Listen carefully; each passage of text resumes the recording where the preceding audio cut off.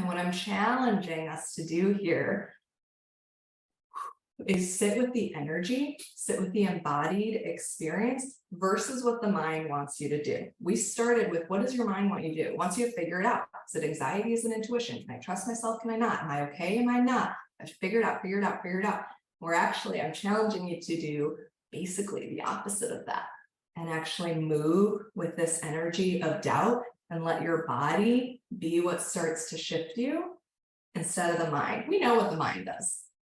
We know what it does. You're not here today to just do more of the same.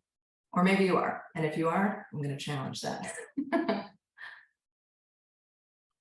But see if you can just follow that.